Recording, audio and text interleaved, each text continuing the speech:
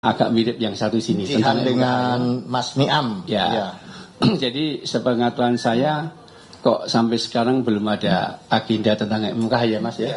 Belum ada agenda MK. Kalau sudah menyangkut perkara sudah ditetapkan tersangka, ya ini kalau MK kan kode etik ya. Kalau kasus ini kan udah APH. Nah, tentunya nanti pembuktiannya ya di APH.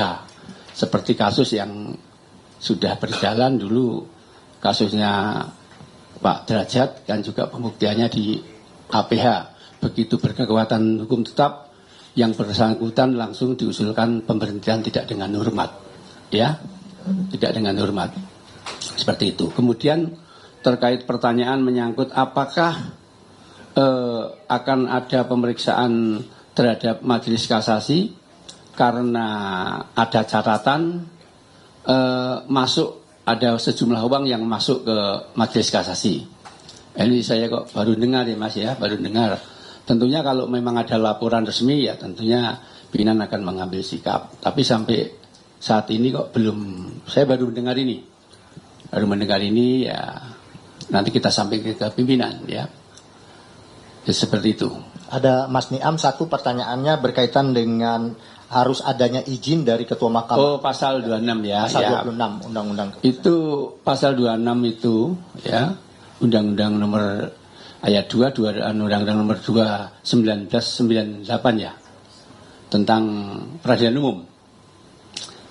Itu dalam hal ketua, wakil ketua dan hakim dapat dilakukan penangkapan hanya seizin oleh Jaksa Agung dengan seizin Ketua Mahkamah Agung, kan itu. Namun kecuali dalam hal tertangkap tangan itu nggak perlu izin, ya, kecuali ketangkap tangan ya. Jadi kalau ketangkap tangan ya nggak perlu izin. Yang memerlukan izin persetujuan Ketua Mahkamah Agung itu kalau tidak tertangkap tangan, ya seperti itu. Jadi kalau ketangkap tangan nggak perlu izin. Ya, saya tambahkan maksudnya yang mulia tadi Jubir mengenai APH itu rekomendasi KY berkaitan dengan kode etik, sementara pemberhentian sementara ini berkaitan dengan penegakan hukum ya, penegakan hukum. Demikian ya yang mulia. Oke. Bukan APH tadi, penegakan hukumnya. Penegakan hukum pidana tentunya. Ada yang lain silakan. Ya, izin Pak, saya Adrial dari Detikcom Pak. Sedikit aja soal kemarin itu di situs kepaniteraan MA itu terkait amarnya itu dicantumkan Pak di situsnya gitu. Tapi per hari ini itu udah petikan amar itu udah nggak ada gitu. Itu kenapa ya Pak? Terus di kemarin itu di petikan amarnya itu ada dissenting opinionnya juga dicantumkan gitu. Nah itu bentuk dissenting opinionnya apa? Itu aja Pak. Terima kasih.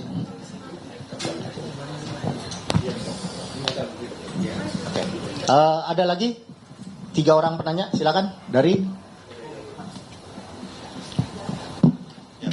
Saya Zilki dari Kompas.com. Mungkin mau tanya soal bagaimana tanggapannya waktu itu karena Ketua PN Surabaya sempat menyebut kalau hakim-hakim yang ditangkap ini adalah bukan orang-orang sembarangan gitu. Mungkin minta tanggapan tentang itu. Terima kasih. Dari Kompas ya Yogi ya.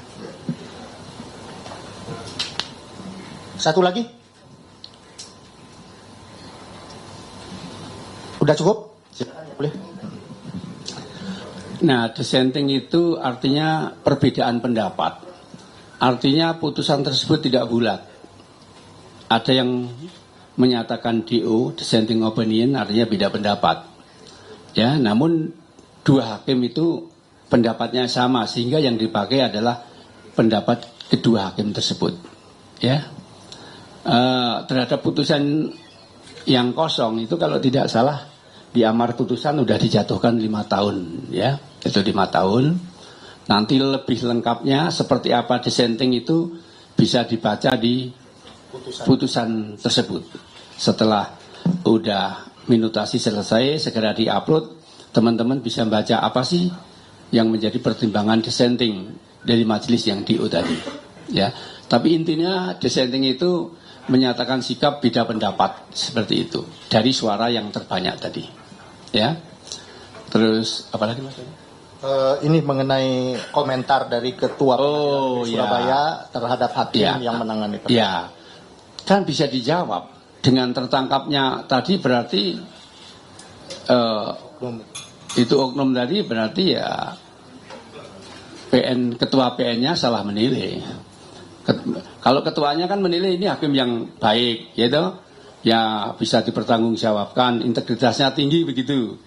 Tapi faktanya di kemudian hari yang terjadi sama-sama kita lihat, kan, artinya dia meleset dari yang diamati selama ini, seperti itu ya. Oke, ada lagi atau sudah cukup? Cukup ya? Sudah cukup ya? Kalau sudah cukup.